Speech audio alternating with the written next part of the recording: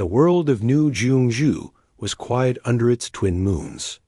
The air smelled like rain and damp earth from the evening's shower. In the main settlement, the lights of homes and the central command building glowed warmly against the dark. Lieutenant Ji-hoon sat in the command center, watching the sensor screens. It was a quiet posting, a farming and research colony. The biggest worry was usually a weather system or a minor equipment fault. Peace was something everyone here cherished. It was hard-won after the tumultuous early days of human expansion into the stars. The alarm was soft at first. A single steady ping on the long-range scanner. Ji-hoon leaned forward, his calm face lit by the blue screen. An unknown signature.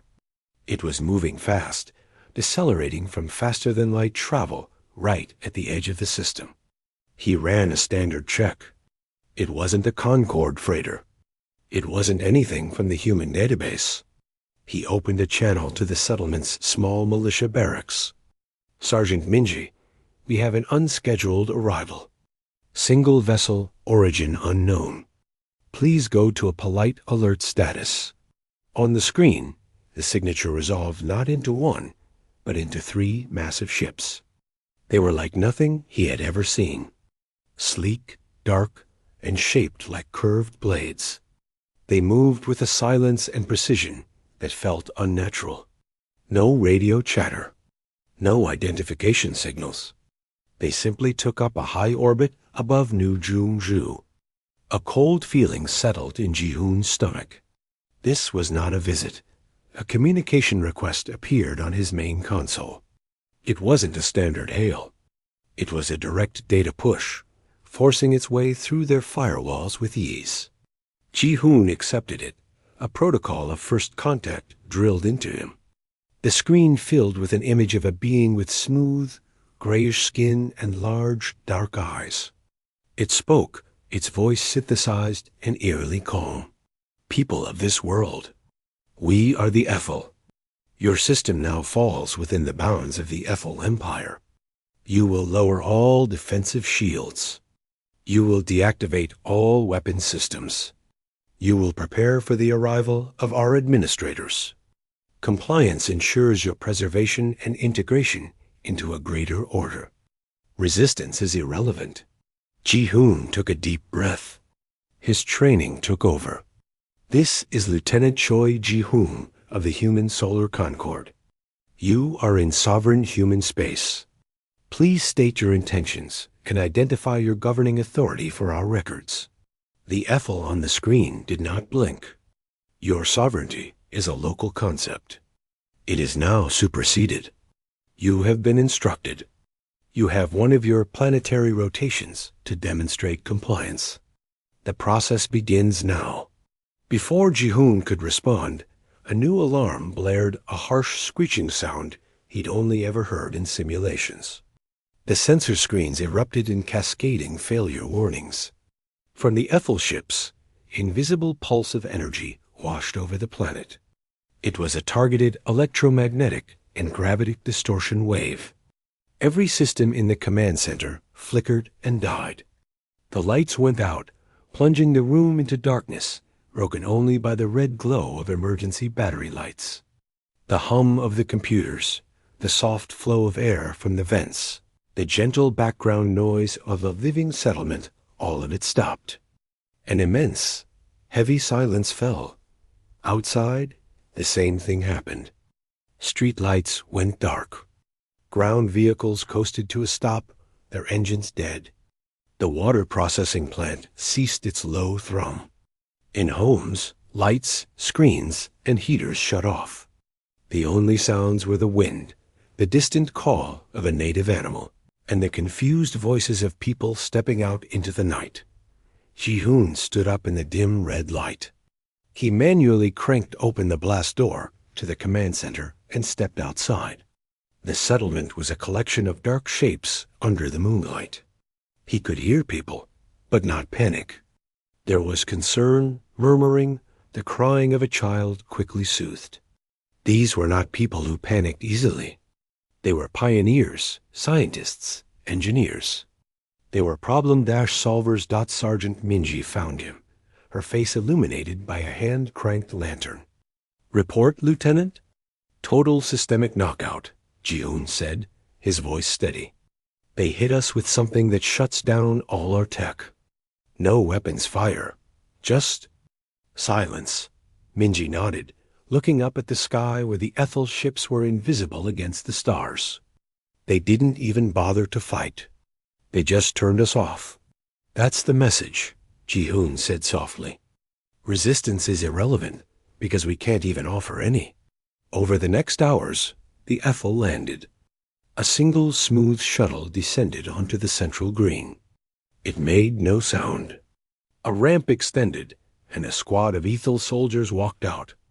They were tall, clad in armor that seemed to absorb light. They carried staff-like weapons.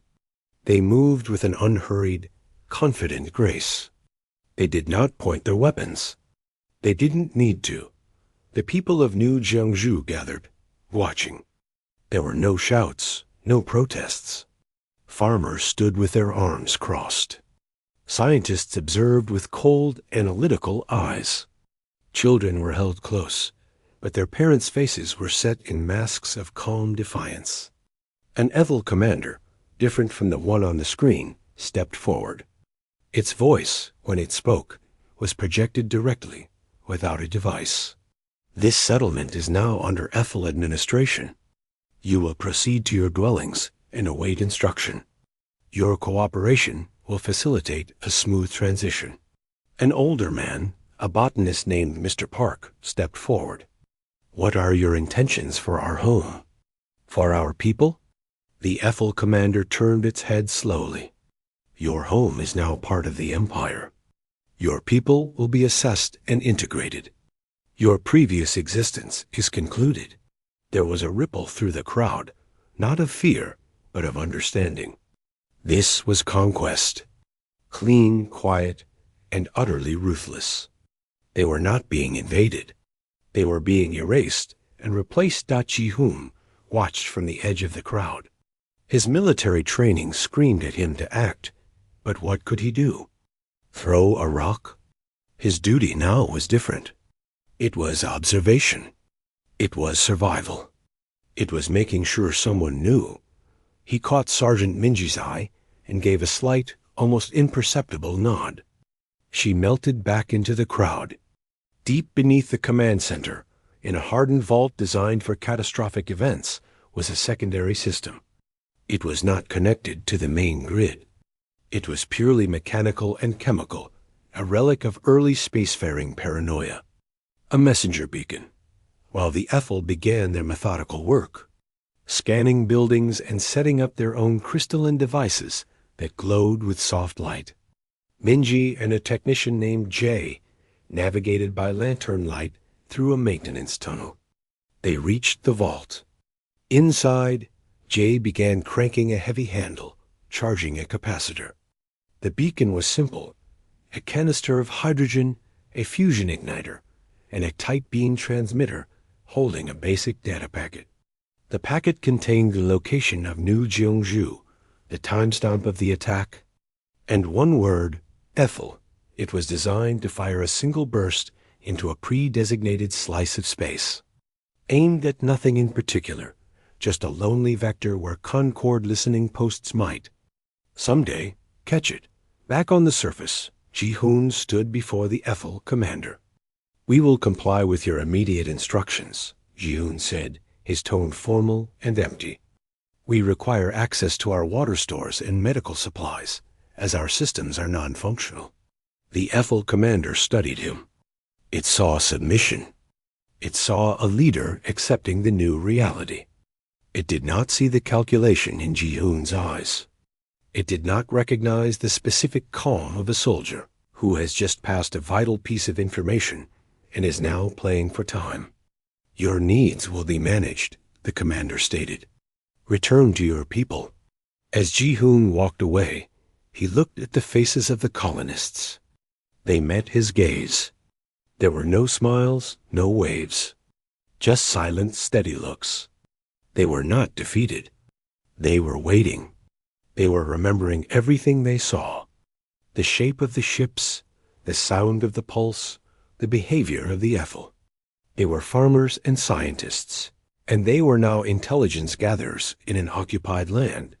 High above, the Ethel commander, Kalis, watched the settlement from orbit. The planet was dark, quiet. Another successful integration. Another world added to the empire without a single shot fired in anger. It was orderly. It was right. On his screen, the human settlers moved to their homes. They showed no aggression, only a quiet acceptance. He found it? Efficient. He did not detect the small, silent burst of energy that shot up from the planet's surface, bypassing his sophisticated sensors because it was too primitive, too analog. It was a whisper into the void, a single note of defiance from a world that had just been turned off. The beacon's pulse raced into the deep black, carrying its simple, terrifying message. Someone, somewhere, would be listening. The silence of New Jeongju was not the end. It was the first note in a song the Ethel had never heard before, the sound of resistance being born. The signal arrived like a ghost. It was faint, a mere whisper of distorted data on a seldom monitored military frequency band, a band used centuries ago by early human colony ships. At the Solar Concord's deep space listening post, Lambda Serpentis, the duty officer, a young technician named Subin, almost dismissed it as background noise. But the decay pattern was wrong. She ran a cleaning algorithm. The message resolved, a string of coordinates, a timestamp from 3 weeks prior, and the word Ethel. Subin felt a chill. All personnel had seen the briefings on the missing scout ships from the fringe sectors, the strange energy signatures with no follow-up. This was different. This was from a settled world. New Jeongju. She flagged it Priority Obsidian and routed it directly to Concord Command on Mars. The signal traveled across the vast network of relay buoys. In his office overlooking the bustling command center, Fleet Admiral Dae-Hyun Lei received the packet. He was an older man, his hair gray, his face lined not with age, but the weight of constant vigilance. He had served during the Unification Wars, when human factions fought each other among the stars. He knew the price of peace was eternal readiness. He opened the file. The single word Ethel sat on his screen. He accessed the feed from New Jeongju's last routine transmission. It had ended mid-sentence. He did not shout. He did not panic. He pressed a button on his desk. Across the Solar Concord, on 100 ships and a dozen worlds, a specific alert tone sounded. It was not a general alarm. It was a recall. A summons for the Wolf-Pack fleets. On the bridge of the SCN Unyielding Valor, Captain Min-Soo Kim felt the vibration on his wrist terminal. He was reviewing patrol logs in his ready room. The code on the screen was one he had trained for but never seen live. Gather at Hyperion Nexus. Obsidian Protocol. He stood up, his calm expression hardening into focus. He walked onto the bridge. The crew, feeling the shift in the ship's alert status, looked to him. Helm, plot a course for Hyperion Nexus, Min-Soo said, his voice even. Maximum sustainable jump. Communications send to all ships in the third Wolf-Pack. Recall is confirmed. Converge on Nexus. No further transmissions. The Unyielding Valor, a heavy cruiser shaped like a broad blade, turned smoothly in the void. With a shimmer of displaced light, it leaped into faster-than-light travel. The same scene repeated across human space. Freighters were left waiting at rendezvous points. Patrol routes were abandoned. From mining outposts and frontier garrisons, from shipyards and deep space research stations, ships of the Concord Navy changed course. They moved like iron filings drawn to a magnet, silent and swift. Hyperion Nexus was not a planet. It was a gravitational stable point in a lonely star system, a mustering ground designated for worst-case scenarios. One by one, ships blinked into existence. Destroyers, cruisers, carriers. They formed into silent, orderly groups. There was no chatter. Tight-beam laser links connected the flagships. The Armada gathered in utter silence. On the unyielding Valor, Min-Su was joined in his war room by Commander Yuna Park, his chief engineer. She had been pulled from the engine deck, her hands still smudged with coolant grease. The data from New Jeongju was on the main table, a holographic projection showing the complete systemic failure. They didn't destroy anything, Yuna said, her eyes scanning the energy spike readings. They just turned it all off. It's an electromagnetic pulse, but far more sophisticated. It targets the fundamental harmonic resonance of our technology. Can we shield against it? Min-Su asked. Not in time, Yuna replied, shaking her head. They've had millennia to perfect this one trick. If we fight them with our standard tech, they'll flip a switch and we'll be sitting in dark metal cans. Min-Su leaned back. So we cannot fight them with our strength. No, Yuna said, a slow smile touching her lips. It was not a happy smile. It was the smile of a solver, presented with a fascinating, terrible problem. We have to fight them with their weakness, which is arrogance, she stated simply. Look at the pattern. They send the message. They wait for a reply. They use the same pulse. They land. It's a script. They've followed it on hundreds of worlds. They don't adapt because they've never had to. Their technology is a monolith. Ours, she said, gesturing vaguely to the ship around them, is a mess. A beautiful, chaotic mess. We have old fusion reactors next to new gravitic drives. We use laser comms, radio backups, and hardline cables. We are not a single note. We are noise. She called up schematics. Their pulse works if everything sings the same song. So we changed the tune. Not just once, but randomly. We can't harden the whole fleet in weeks, but we can build emitters noisemakers.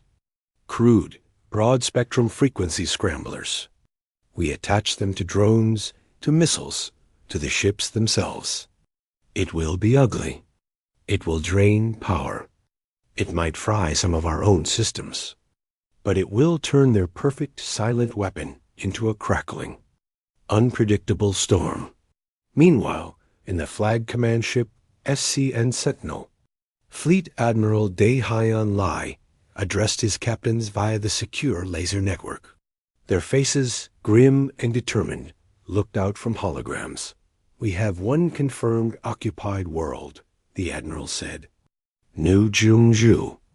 We have no idea of enemy numbers, full capability, or intent beyond conquest. Our objective is not to retake the planet. Not yet.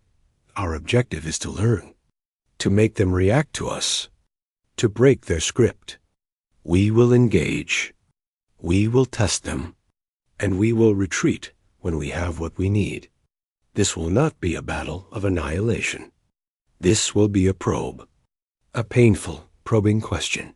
He looked at each face in turn. They believe resistance is irrelevant. Our duty is to make them understand the concept. Captain Kim, your wolf pack will have the vanguard. You will draw their first response. Commander Parks, countermeasures will be your shield. Use it. Back on the unyielding Valor, the ship echoed with new sounds.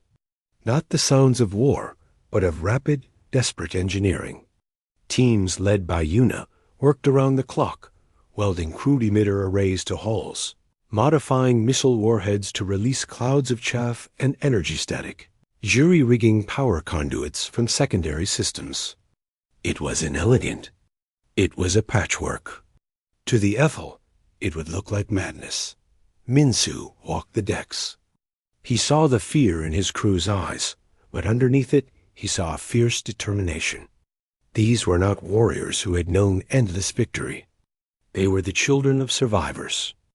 Their history books were full of terrible mistakes and narrow escapes. They knew how to lose, and thus they knew how to persist. Finally, the Armada was assembled. 73 ships of the line. A formidable force by human measure, but a speck against an empire that consumed galaxies. They were not going to win a war today. They were going to start one. Admiral Lee's final order came through. All ships, jump to the new Junju system. Formation Delta. Hold weapons tight. Let them make the first move. And remember, we are not just fighting for a planet.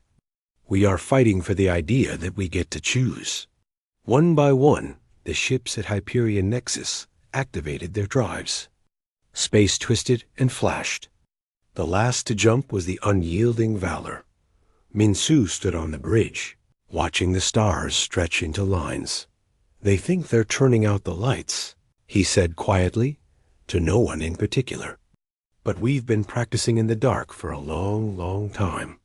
The ship leaped.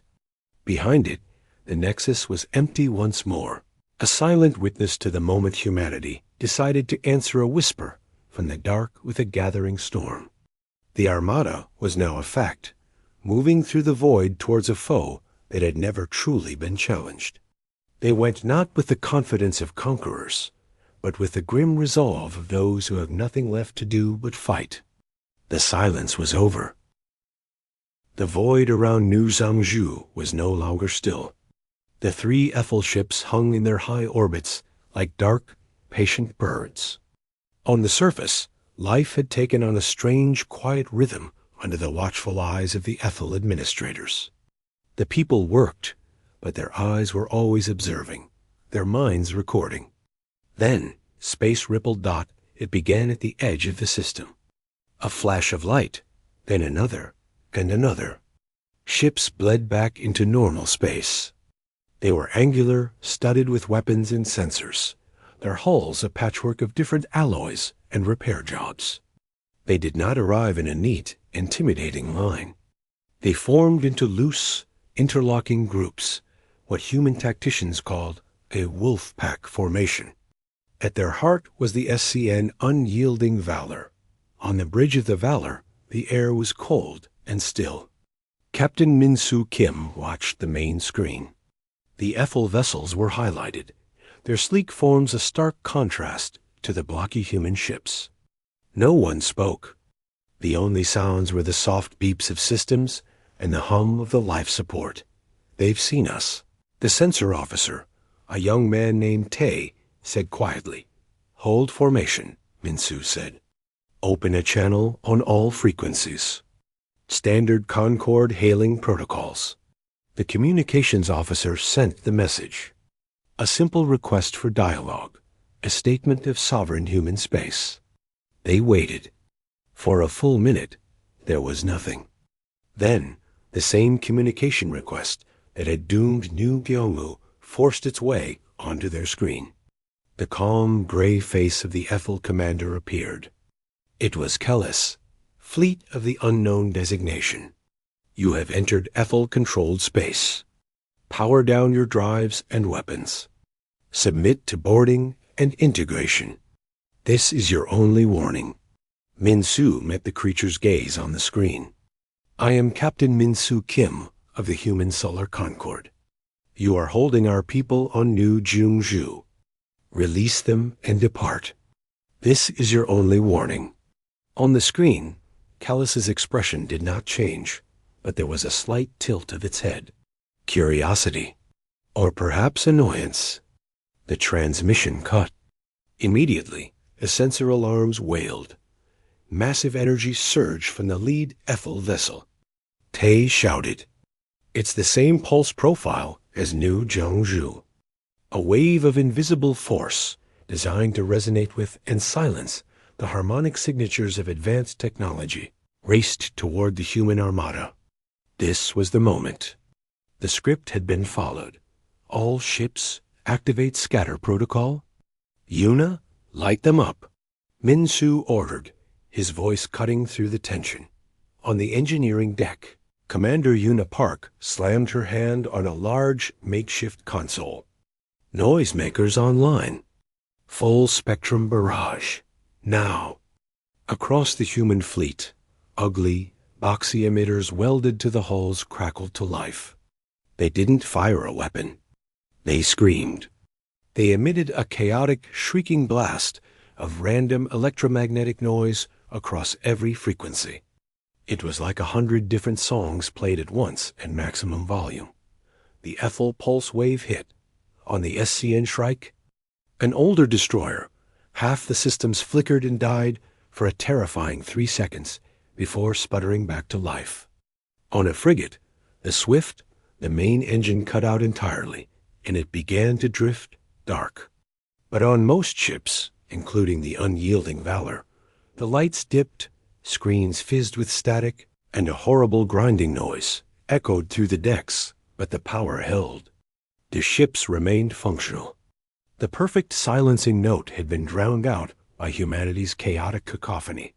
On the Ethel command ship, Collis watched his sensor displays. The result was incorrect. The human fleet should have been dark, lifeless husks. Instead, they were still there, their energy signatures wild and distorted, but very much active. A flicker of something unfamiliar crossed his mind. Confusion. They mitigated the pulse, his tactical officer stated, disbelief in its synthesized voice. Then we will remove them by direct application, Callis said, his calm returning. The script had a secondary clause. If compliance fails, apply force. The Ethel ships, which had never needed to maneuver in a true battle, turned with elegant slowness. Their weapons ports glowed with a soft, greenish light. Incoming energy fire. Not pulses. These are particle beams. Tay called out. Brilliant lances of green light sliced across the void. They were accurate and powerful. The human ship Dauntless took a direct hit on its forward section. Armor vaporized. Atmosphere and debris jetted into space. The ship listed, grievously wounded but not destroyed. Its point defense lasers, a secondary system, began firing back wildly. All ships return fire. Target their weapon emplacements. Don't aim for the cores. Aim for the spikes. Minsu yelled. The human fleet erupted. Where the Ethel fire was precise and silent, human weapons were a roaring, blazing storm. Mass driver cannons hurled solid projectiles at a fraction of light speed. Missiles streaked out, their trails chaotic. Laser batteries painted the dark hulls of the Ethel ships. It was not clean. It was not quiet. It was messy, brutal, and loud, and it worked. The Ethel ships had formidable shields, but their designed philosophy was wrong. They were built to intimidate and neutralize from a distance, not to brawl.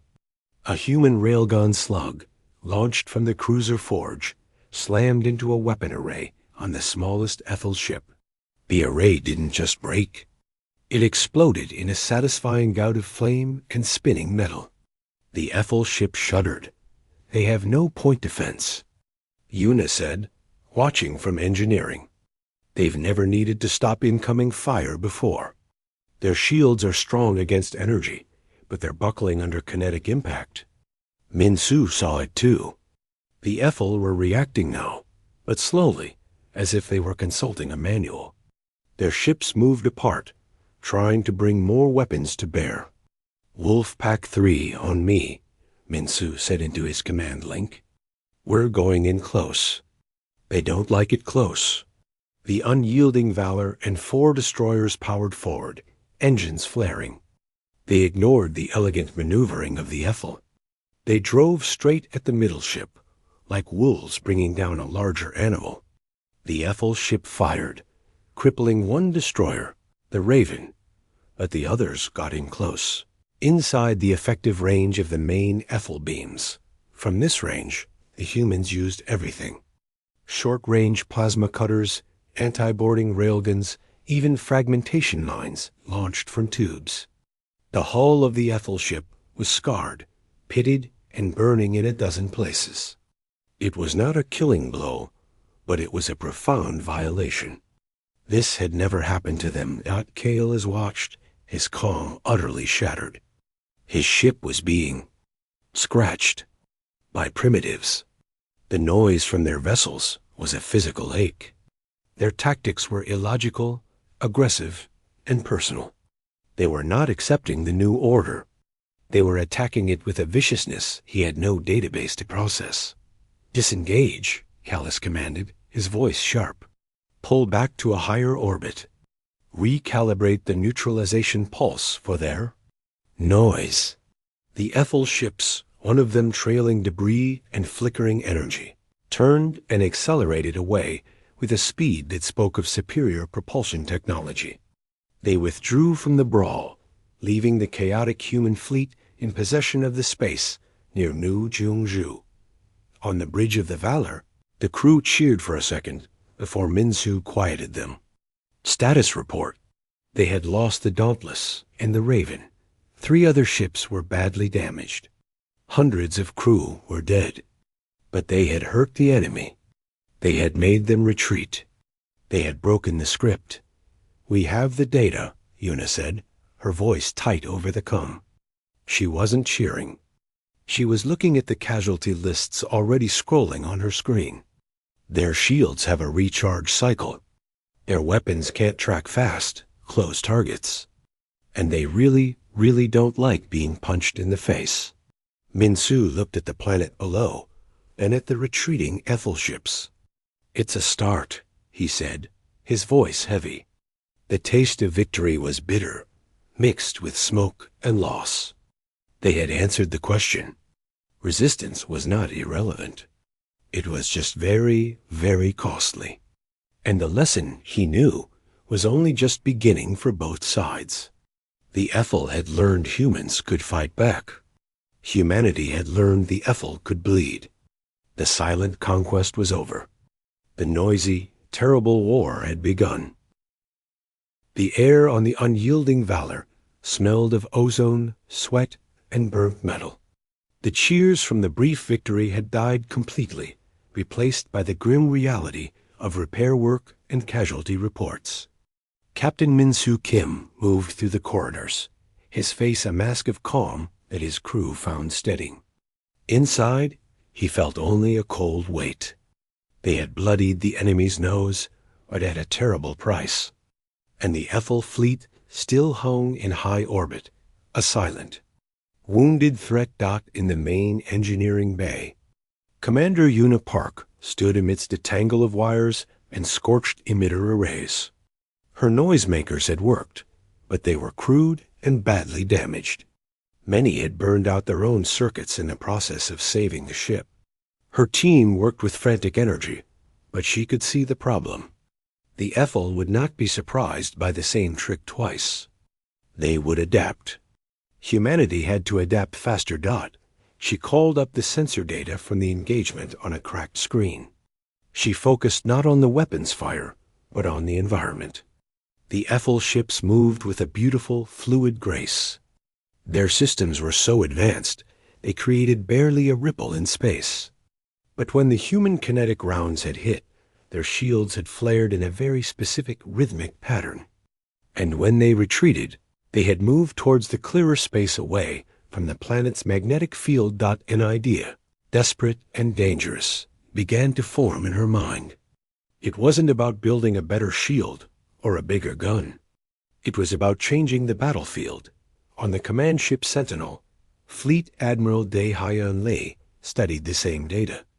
The faces of his captains, including Minsu, looked out from his holographic display. They were tired. Some were bandaged. "We prove they can be hurt," one captain said. "But we cannot win a slugging match. Their technology is too good. Next time, they will find a way to silence our noise." The Admiral nodded slowly. "Then we do not let them fight the battle they want. Captain Kim, your wolf pack took the brunt of it. Your assessment?" Minsu's image was solid. "They are disciplined and powerful, sir. But they are also predictable. They fight from a manual. Their greatest weakness is a lack of imagination. They have never had to be clever. A faint smile touched the Admiral's lips. It was a sad smile. Good. And we will be clever for them. We will give them a puzzle they cannot solve with a pulse or a particle beam. He called up a star chart. There is a nebula 6 hours at full jump from New Jeonju. Catalog designation N77. The locals call it the Ghost Reef.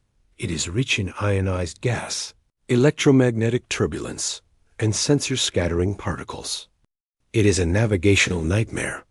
He looked around at their tired faces. We will draw them into it. On the Valor, Yuna presented her plan to Minsu. It was risky. It relied on the enemy's predictability being a deeper flaw than they knew. We can't just run to the nebula, she said. They might not follow. We have to make them need to follow. We have to insult them. Her plan involved the remaining drone complements and a dozen of the most damaged missiles. They would be stripped of warheads and fitted with the last of the functional noisemakers and simple transponders broadcasting a fake, powerful command signal. They would look on Ethel sensors, like a group of smaller command vessels trying to slip away. We feign a retreat, Minsu said, understanding. But not a panicked one. A strategic withdrawal of key assets. We make it obvious. We make it something their tactical logic says must be stopped. The Admiral approved the operation, naming it Horion, Petals of Fire. The idea was that the fleet would scatter like petals, drawing the enemy into a trap that would close around them like fire. The next hours were a frenzy of quiet activity across the human fleet. Wounded were transferred to the sturdiest ships. The most damaged vessels, those that could still move, were prepared as bait. Yuna's team worked miracles, cobbling together the decoy drones. The tension was different now. It was not the fear of the first, unknown clash. It was the focused tension of a trap being set. On the Ethel command ship, Collis reviewed the engagement. The damage to his ship was minor in terms of function, but profound in terms of principle. These humans were an anomaly, a violent, chaotic error in the orderly progression of the Empire. His superiors demanded correction. The idea of recalibrating the pulse was insufficient. The error needed to be deleted. When his sensors detected a new pattern in the human fleet, his interest was immediate. Several of their vessels, including the one that had led the close assault, were powering up engines. A cluster of smaller energy-significant contacts were moving away from the main fleet, heading out of the system.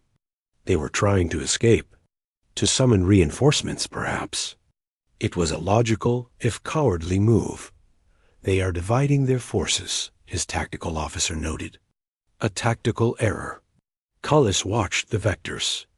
The fleeing group was heading towards a region of dense spatial clutter. A perfect place to hide. A perfect place for an ambush.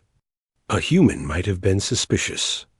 Collis saw only an opportunity to eliminate the command element of the anomaly with minimal risk to his main force. It was, according to the deeper strategies of the Empire, the correct response. Order the fleet, Collis said, his voice cold. Pursue and eliminate the fleeing segment. Leave a single vessel to monitor the remainder here. The Ethel fleet, repaired and recalibrated, moved. They accelerated with terrifying speed, a silent arrow shooting after the scattering human petals.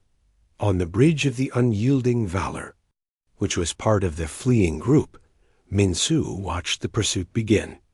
They took the bait, he said, no triumph in his voice. All ships, execute Horion. Run for the Ghost Reef. Don't make it easy for them.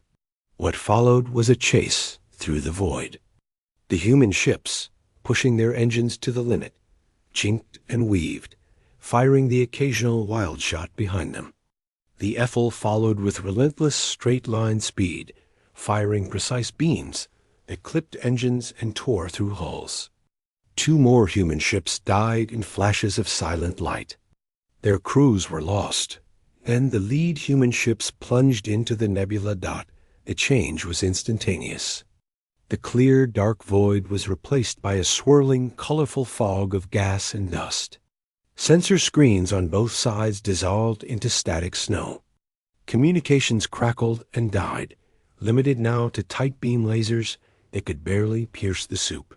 Visibility dropped near zero. The orderly, long-range battle the Ethel were built for vanished. Inside the nebula, the human ships did not regroup. They scattered further, like minnows in a murky pond. They switched passive sensors, listening. They used the ancient tactic of running dark and silent. The Ethel ships slowed, disoriented. Their perfect sensor arrays were useless. Their elegant formation began to break up as each captain tried to find a clear lane. They were blind. On the Valor, Minsu whispered orders. Helm, take us in close to that gas giant's magnetic tail.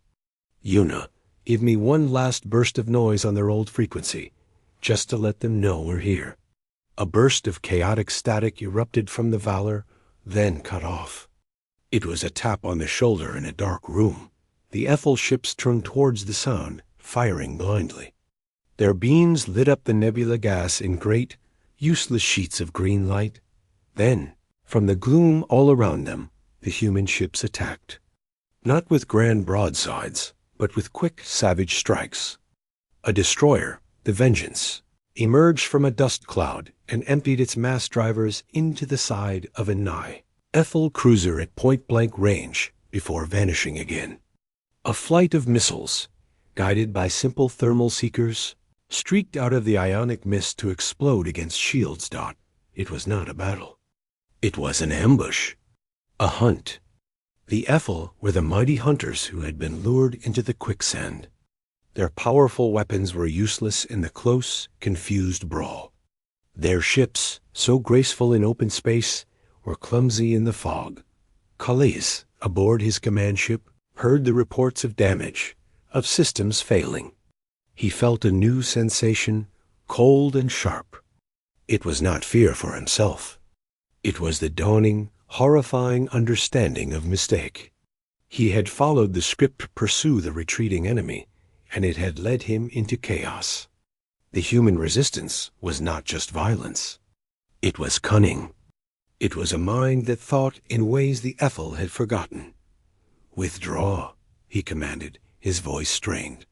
"Withdraw from the nebula. Reform at the edge. But withdrawing from a maze you cannot see is hard." As the Ethel tried to pull back, the human attacks grew bolder, focusing on engines and navigation arrays. By the time the battered Ethel fleet stumbled back into clear space, another of their ships was drifting, dead in the water, and the others were scarred and bleeding energy. The human fleet, smaller now but intact, did not pursue.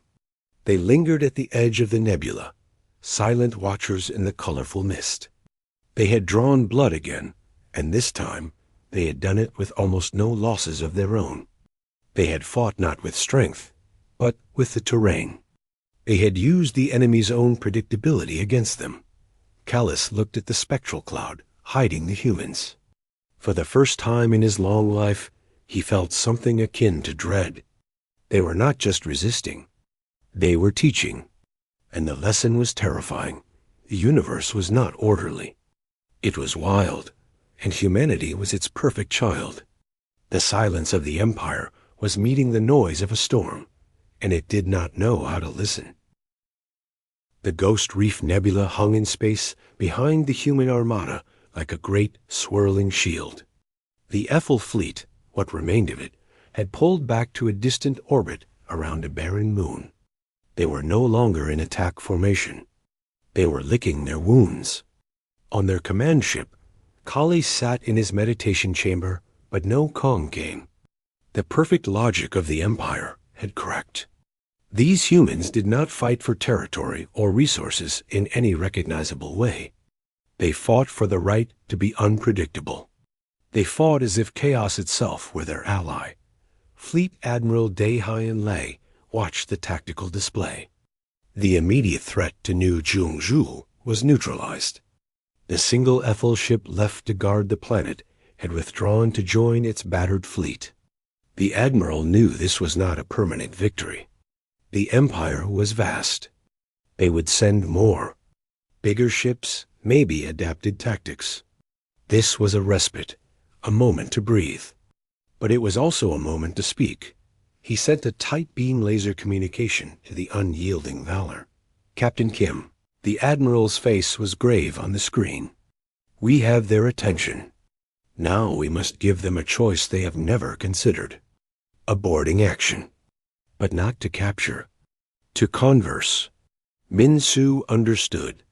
The risk was immense. The Ethel ship was still a fortress of advanced technology. But the alternative was a silent, endless war of attrition humanity could not win. They had to plant an idea. What is the objective, sir? To return what they gave us, the admiral said. A message. But ours will be delivered face to face. On the engineering deck, Yuna prepared the boarding shuttle. It was not a warship. It was a reinforced cargo pod with thrusters, stripped of all but the most basic systems. It would be, she hoped, too primitive for the Ethel to easily disable. Its cargo would be Captain Min-Su, a squad of 10 Marines in powered armor, led by Sergeant Minji from New Jeongju, and a single heavy data crystal. The shuttle launched from the Valor, a small, ugly speck moving towards the beautiful, scarred blade of the Ethel command ship. No one fired. The Ethel watched it come, likely bewildered by this new illogical move. The shuttle requested docking, not at a main bay, but at a secondary airlock near the damaged sections from the nebula fight. After a long pause, the airlock cycled open. The Ethel were curious. The inside of the ship was silent and cool. The air smelled of ozone and something floral and alien.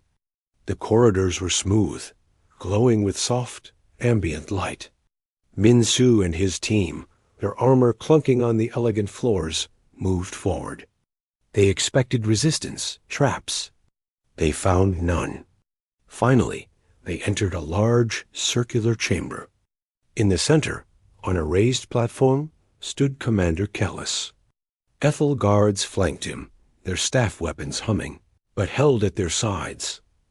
Kellis looked at the humans in their bulky, utilitarian armor. He saw the scratches, the soot, the evidence of a struggle they were not designed for. He saw no fear in their posture, only a watchful readiness. "You have come to surrender?" Kellis asked, his voice echoing in the chamber. Min-Su reached up and removed his helmet. The air was thin but breathable. He looked Kellis directly in his large, dark eyes. "No, we have come to talk. Something you did not offer the people of New Jeongju. Talk is irrelevant. Outcomes are predetermined. Are they?" Min-Su said. He gestured, and Sergeant Minji placed the data crystal on the floor between them. It projected a simple sequence of images. The first was the Ethel pulse hitting New Jeongju, the lights going out. The next was the chaotic human noise breaking the pulse. Then the brawl in open space. Finally, the ambush in the nebula. It was a story of failed assumptions. "You have a powerful script," Min-Su said. "It worked on 100 worlds, maybe 1,000. But your script had no lines for us, because you have never met anyone like us." Kellis watched the images. "You are violent, disordered. You fight with randomness." "We fight with adaptation," Min-Su corrected, his voice steady. "You conquered worlds that had never known true conflict. Worlds that grew up under a single sun, with one culture, one technology. They were quiet. We were not so lucky." He took a step forward. The guards stirred, but Kellis held up a hand. "For thousands of our years, we fought ourselves. Tribe against tribe, nation against nation, idea against idea. We bled for every scrap of peace, for every moment of unity.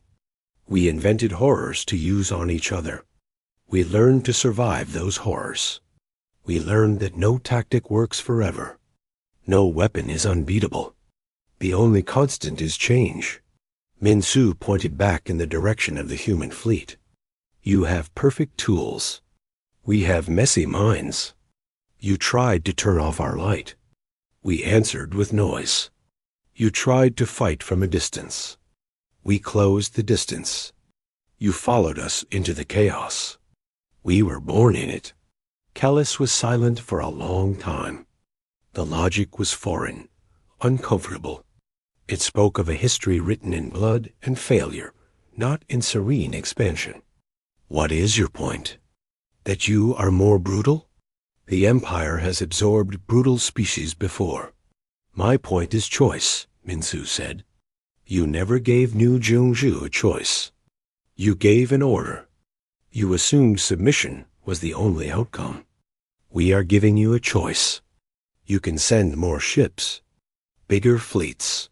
You might even wipe us out. But we will not make it easy. We will not follow your script. We will turn every star system into a ghost reef. We will make you bleed for every inch. And in the bleeding, you will have to become like us, adaptable, desperate, clever. You will have to learn to fear. He paused, letting the translated words hang in the strange air. Or you can choose something else. You can leave.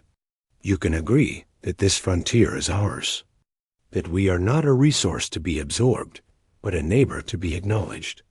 You can have peace, not the peace of conquest, the peace of equals, the peace that is chosen. Callus stared at this small, determined creature from a chaotic world. He saw the truth in the images. The Empire's greatest strength was also its weakness, uniformity. A human fleet was not a single weapon. It was 1,000 different ideas welded together, some of them contradicting each other. It was inefficient. It was maddening. And it was, against all Ethel prediction, effective. The Empire does not make treaties with inferior species, Callus stated. But the old certainty was gone from the words. We are not inferior, Min-Su said, a hard edge finally entering his voice. We are different. And today, that difference has cost you. Imagine what it will cost tomorrow. The choice is yours. War with an enemy who will never stop learning, or peace with a people who have earned the right to stand alone. Min-Su picked up the data crystal. The message was delivered. He turned and walked back to his Marines. No one stopped them. They boarded their shuttle and departed. Watching the ugly little pod fly away, Callus felt the foundation of his world shift. Conquest was clean. This was not. Humanity offered a path of endless, grinding conflict, or a path of recognition. Both were terrifying to the Ethel Order. Weeks later, the Ethel fleet jumped away from the new Jung-ju system. They did not send more ships. No official treaty was signed. But a new entry was placed in the Ethel archives, under a new category, static threat, non-absorbable. The designation came with a recommendation. Contain, observe, avoid direct engagement. On the surface of New Jung-ju, the lights came back on. The Ethel devices shut down. The people emerged, not cheering, but simply breathing the free air. In orbit, the human armada did not disband. It shifted to a defensive patrol. The ships were scarred, and many bore names of the lost. On the bridge of the unyielding valor, Min-Su and Yuna looked at the stars. They were not celebrating a victory. They were standing watch. Do you think they understood? Yuna asked. I think they understood the cost, Min-Su replied. For now, that is enough. The Armada remained. A silent promise etched in battle scars and stubbornness. They had not won a war. They had taught a lesson to an empire that had forgotten how to learn. That some lights, when you try to extinguish them, only learn to burn in ways you can never predict. Humanity was not conquerors. They were the ones who had been forged in fire, and they would not be easily put out.